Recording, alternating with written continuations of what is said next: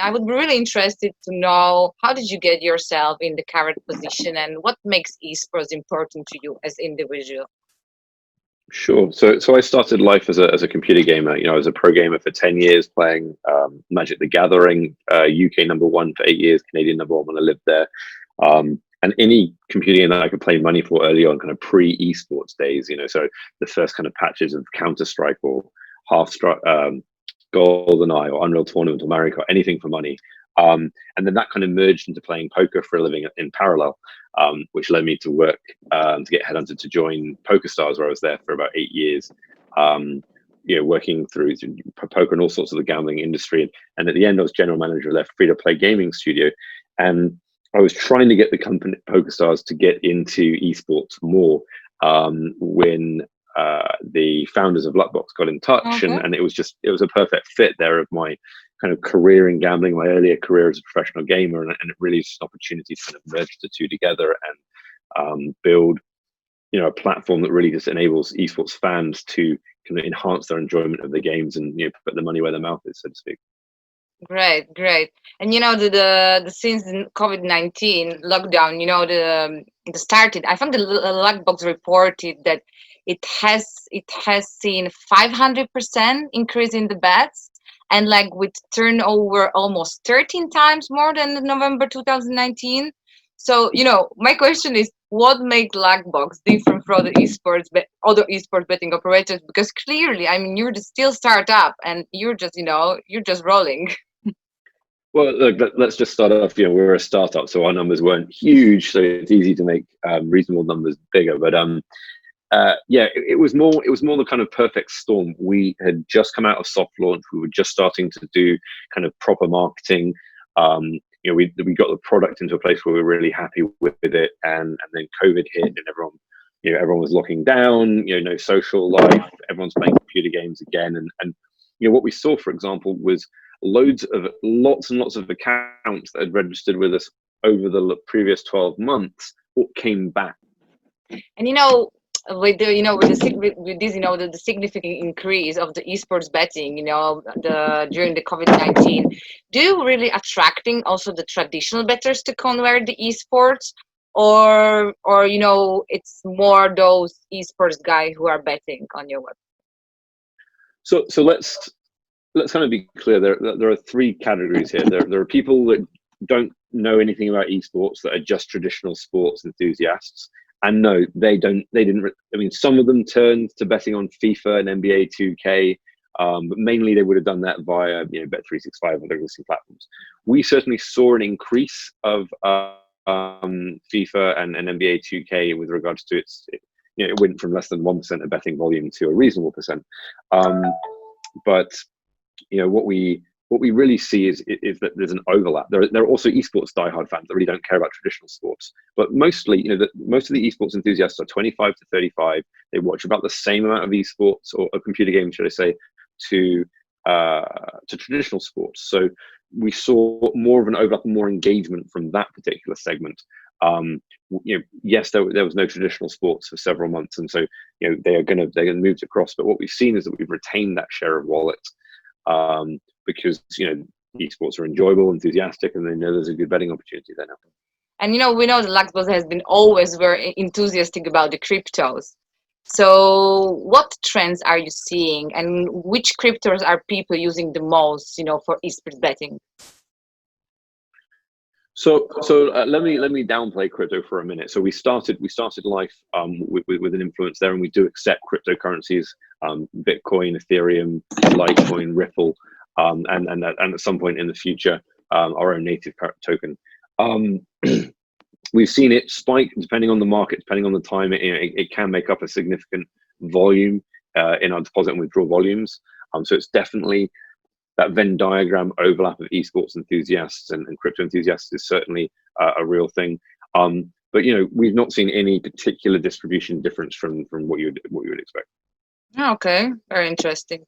And there is no doubt that there's a company, you find yourself in a very opportune time to going public, right? You recently, I think the last week, you reported that you're going public, and I would like to congratulate you for that, because it's exciting news. But what are your long-term plans in this, right? Sure. So, ultimately, our long-term plan is to be the home of esports betting. We want to make sure that we offer a fully authentic experience that's completely safe and trusted by our customers, but at the same time is truly esports. So it has all of the streams, all of the matches, content and tips, and eventually affiliated with the right partners in the space to really bring that home. By being public, we'll be the second publicly traded esports betting company in the world.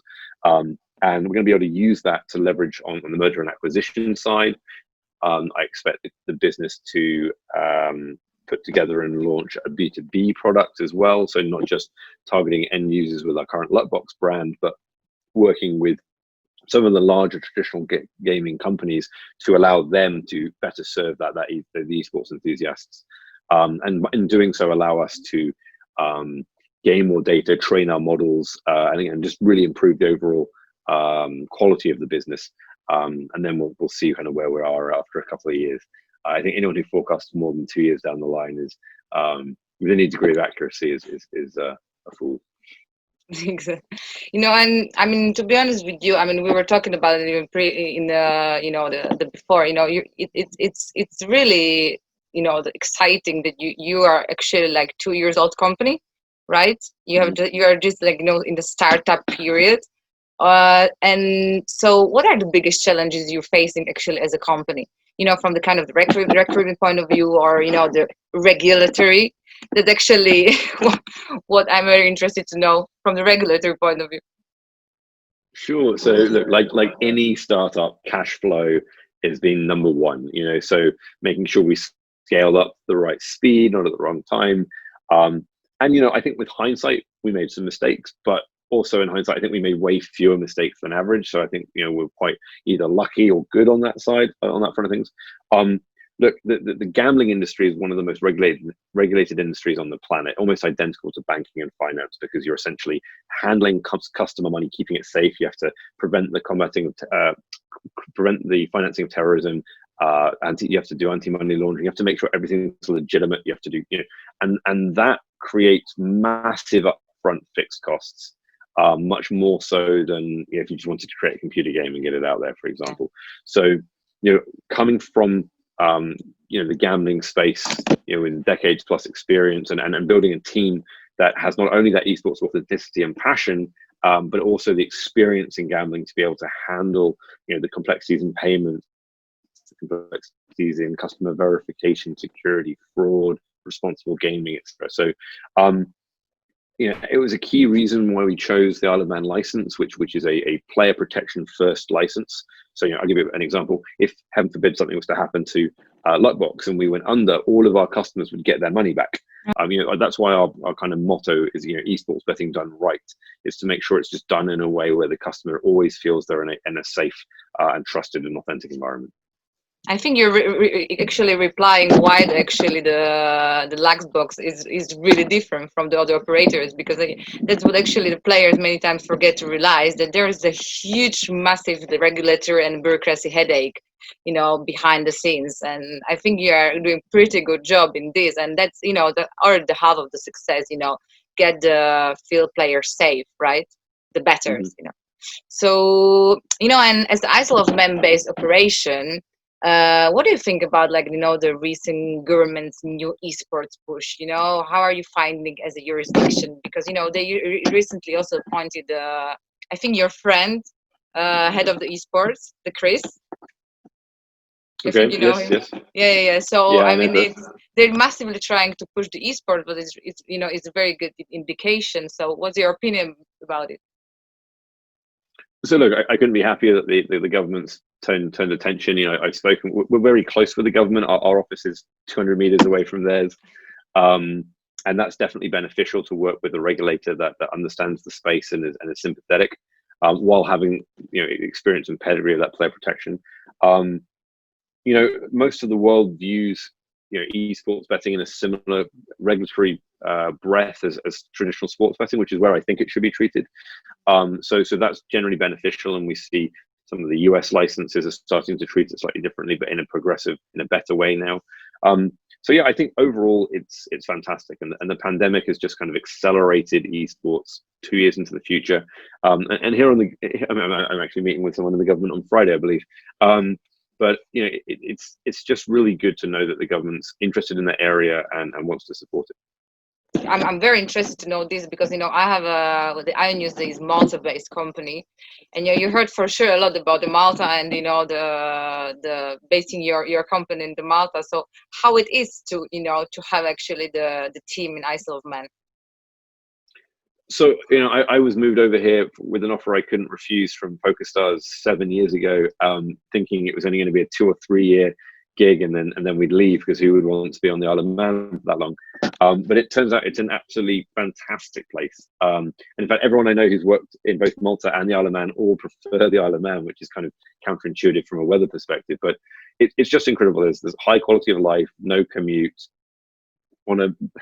When there's no pandemic, 3 hours door to door, for your office here to your office in central London. So, and from a company perspective, it's got great corporate, 0% corporate tax, really good regulation, employees, 20% cap tax. So, it supports it in a really good way. There's a fantastic infrastructure here. We've got a significant percentage of our employees are actually based in Bulgaria. Mm-hmm. So we've got a really good base out there. But we're very happy to call the Isle of Man home, and I think we're hiring a few additional roles here as well, actually, in the coming months. Excellent, excellent. And my very, very last question: so, what future holds for the Luckbox? I mean, I know that your operation of your speed of your operation is incredible, but what's the plan for like next 2 years? So first and foremost, let's get listed. I mean, it turns out that's a lot more effort than I think anybody appreciates until you actually do it. So we should be listed early October. So that's the target deadline there. We're ramping up our marketing quite substantially. So we're hiring quite a lot at the moment to be able to accommodate that. So we really want to get out there and establish ourselves with the customers as the esports betting brand. We'll do some acquisitions in the space, probably with some esports odds providers, to help just improve our offering and really cement that position. And as I said earlier, probably make some moves into the B2B space as well. Perfect. Well, this is the wrap. I think the Quentin. Thank you so much for this interview, and I really appreciate you give us these insights into the esports betting and Isle of Man operation. And I'm sure you're gonna gain a lot of success in the next period. And we're hoping that in October you get listed. Me too. Thank you very much, Simona. It's my pleasure. Thank you, Quentin. Thank you. Have a nice day. And to you. Ciao.